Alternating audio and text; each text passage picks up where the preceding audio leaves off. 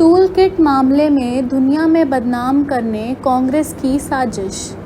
अरुण साव, मुंगेली। कांग्रेस ने एक गुप्त दस्तावेज अपने कार्यकर्ताओं और समर्थक बुद्धिजीवियों को भेजकर भारत को दुनिया भर में बदनाम करने, देश की छवि को खराब करने के लिए साजिश रची थी। उस टूल किट का खुलासा कल परसों हुआ है। हाल के महीने में सोशल मीडिया में जितनी भारत के खिलाफ दुष्प्रचार किया गया है, उनमें से अधिकांश इसी गुप्त दस्तावेज का हिस्सा थे। ऐसा साबित हुआ है। देश को बदनाम करने हेतु जारी किए गए कांग्रेस के टूल किट के संदर्भ में बिलासपुर सांसद अरुण साव ने जिला भाजपा कार्यालय में पत्रकारों से बातचीत की। उन्होंने कहा कि पिछले अनेक दशकों से हम ऐसा देखते आ रहे हैं कि सत्ता में नहीं रहना पर कांग्रेस ऐसी चीज़ें करने लगती है जिसे हम सीधी सीधी देशद्रोह कह सकते हैं।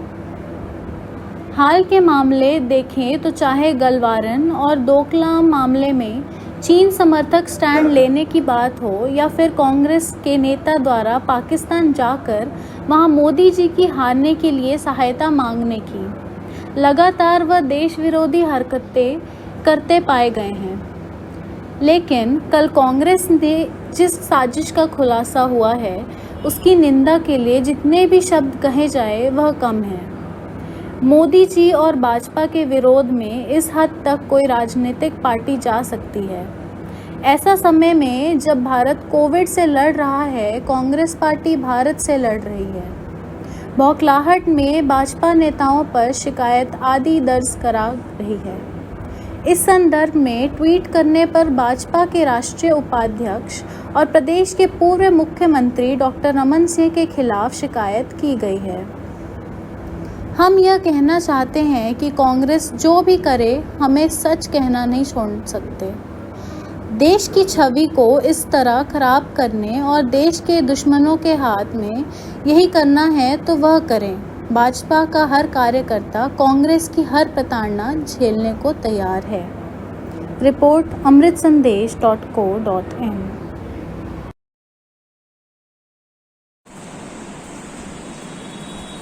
कांग्रेस पार्टी और विपक्षी दल इस आपदा के समय में जिस प्रकार से नकारात्मकता फैलाकर घृणित राजनीति कर रहे हैं और घृणित राजनीति करके दुनिया के सामने भारत की प्रतिष्ठा खराब करने का काम जो हो रहा है, ये अत्यंत दुर्भाग्यजनक है। जिस प्रकार से अभी ये टूल किट कांग्रेस का उजागर हुआ है और पिछले कुछ समय से जो टूल किट में बातें लिखी गई है उसी के अनुरूप काम हुआ है, वो इस बात को दर्शाता है कि कांग्रेस पार्टी निहित राजनीतिक स्वार्थ के लिए देश के हितों का भी अनदेखा कर रही है और रचनात्मक विपक्ष की भूमिका निभाने के बजाय देश के हितों के विपरीत जाकर काम कर रही है। देश की जनता कांग्रेस की इन हरकतों को, विपक्ष की इन हरकतों को बारीकी से देख रही है।